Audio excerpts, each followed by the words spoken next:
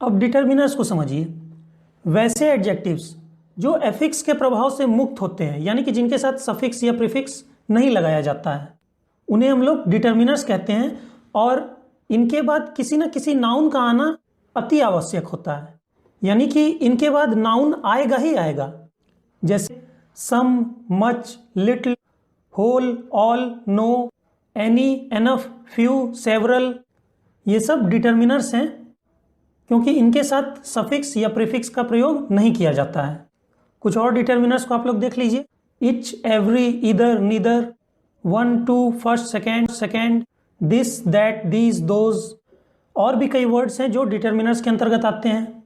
अब इनमें से some, much, little, whole, all, no, any, enough, few, several, one, two, first, second, इस तरह के एडजेक्टिव्स को हम लोग क्वांटिफायर्स कहते हैं क्योंकि ये किसी नाउन क्वांटिटी के बारे में इंफॉर्मेशन देते हैं।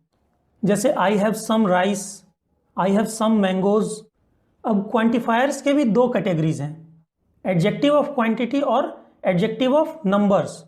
एडजेक्टिव ऑफ क्वांटिटी को हम लोग क्वांटिटेटिव एडजेक्टिव भी कहते हैं और एडजेक्टिव ऑफ नंबर को हम लोग न्यूमेरियल एडजेक्टिव भी कहते हैं। जैसे आई हैव सम राइस, इस एग्जाम्पल में सम वर्ड जो है एक एडजेक्टिव ऑफ क्वांटिटी है क्योंकि ये किसी अनकाउंटेबल नाउन के क्वांटिटी के बारे में इंफॉर्मेशन दे रहा है।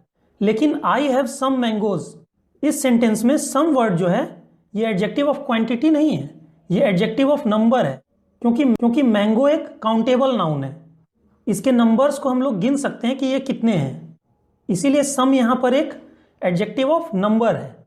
Adjective of quantity how much का इंफॉर्मेशन देते हैं और adjective of number how many का इंफॉर्मेशन देते हैं। अब वन, टू, फर्स्ट, सेकेंड, ये सब भी एडजेक्टिव ऑफ नंबर हैं।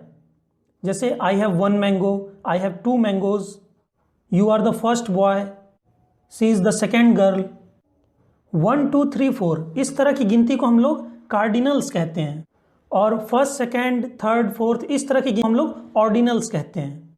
अब न्यूमेरल एडजेक्टिव की एक और कैटेगरी है जिसको हम लोग डिस्ट्रीब्यूटिव एडजेक्टिव कहते हैं। जैसे इच, एवरी, इधर, नीदर, ये सब डिस्ट्रीब्यूटिव एडजेक्टिव हैं। जैसे etch book is good, neither way is easy. चलिए अब हम लोग दूसरे तरह के डिटर्मिनर्स की ओर बढ़ते हैं जिसको डेमोन्स्ट्रेटिव एडजेक्टिव्स कहा जाता है। दिस, दैट, दीज, दोज, अगर ये किसी नाउन के पहले आते हैं तब इनको हम लोग डेमोन्स्ट्रेटिव एडजेक्टिव्स कहेंगे। जैसे this pen is mine, that pen is yours. यहाँ पे दिस या दैट के बाद कोई नाउन, यहाँ पर पेन आ रहा है तो यहाँ पर दिस और दैट एडजेक्टिव्स हैं क्योंकि ये पेन के बारे में एडिशनल इंफॉर्मेशन दे रहे हैं कि कौन सी pen, this pen, that pen. Demonstrative adjectives which का आंसर देते हैं, यानी कि कौन सी। चलिए अब हम लोग अगले डिटर्मिनर पॉजेसिव एडजेक्टिव की ओर चलते हैं। My, our, your, his, her, its, their, ये सब पॉजेसिव एडजेक्टिव्स कहलाते हैं क्योंकि इनसे पोजेशन का बोध होता है। जैसे दिस इज माई कार, यहाँ पे कार के बारे में कुछ एडिशनल इंफॉर्मेशन दिया गया है कि किसी और की नहीं, माई कार। इनमें से सिर्फ हिज एक ऐसा वर्ड है जो कि प्रोनाउन की तरह भी वर्क कर सकता है। जैसे दिस इज हिज बुक, यहाँ पे हिज के बाद एक नाउन बुक आ गया है, इसलिए यहाँ पर हिज एक डिटर्मिनर है जो कि पॉजेसिव एडजेक्टिव के अंतर्गत है। और दूसरा सेंटेंस लीजिए, दिस बुक इज हिज, यहाँ पर हिज के बाद कोई भी नाउन नहीं है, इसीलिए हिज यहाँ पर एक एडजेक्टिव नहीं बल्कि प्रोनाउन है। पॉजेसिव एडजेक्टिव्स हुज का आंसर देते हैं, यानी किसकी। चलिए अब अगले डिटर्मिनर की ओर बढ़ते हैं जिसको हम लोग इंट्रोगेटिव एडजेक्टिव्स कहते हैं। व्हाट, विच, हुज, अगर इनके बाद कोई नाउन आता है तो इनको हम लोग इंट्रोगेटिव एडजेक्टिव्स कहते हैं। जैसे what kind of person is he, वह किस तरह का आदमी है। विच पेन इज योर्स, कौन सी कलम तुम्हारी है। हुज बुक इज दिस, यह किताब किसकी है। यहाँ पे व्हाट, विच, हुज के बाद कोई ना कोई नाउन आ रहा है, इसीलिए व्हाट, विच, हुज यहाँ पर एडजेक्टिव्स हैं। जबकि what is your name, which is your pen, whose is this book, यहाँ पर व्हाट, विच, हुज के बाद कोई भी नाउन नहीं है, इसीलिए ये पर एडजेक्टिव्स नहीं बल्कि प्रोनाउन है। कौन से वर्ड कब एडजेक्टिव होंगे, कब प्रोनाउन होंगे, इसके बारे में मैं आपको प्रोनाउन के वीडियो लेक्चर में भी बता चुका हूँ।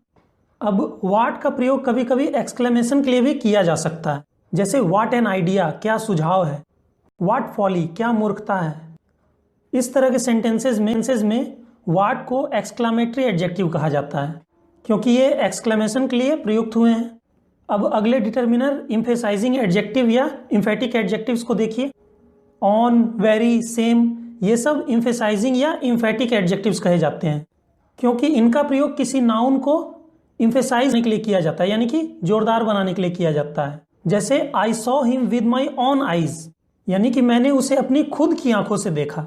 This is the very book I wanted, यह वही किताब है जो मैं चाह रहा था। This is the same book I wanted, यह बिल्कुल वही किताब है जो मैं चाह रहा था। तो यहाँ पर ऑन, वेरी, सेम, चूंकि इनका प्रयोग यहाँ पर सेंटेंस में किसी नाउन को एम्फेसाइज करने के लिए किया गया है, इसलिए इस तरह के एडजेक्टिव्स को हम लोग एम्फेसाइजिंग या फिर एम्फेटिक एडजेक्टिव्स। अब आइए डिटर्मिनर्स के लास्ट काइंड में, जिसको हम लोग आर्टिकल्स कहते हैं। आर्टिकल्स के अंतर्गत 3 वर्ड्स ए, एन और द आते हैं।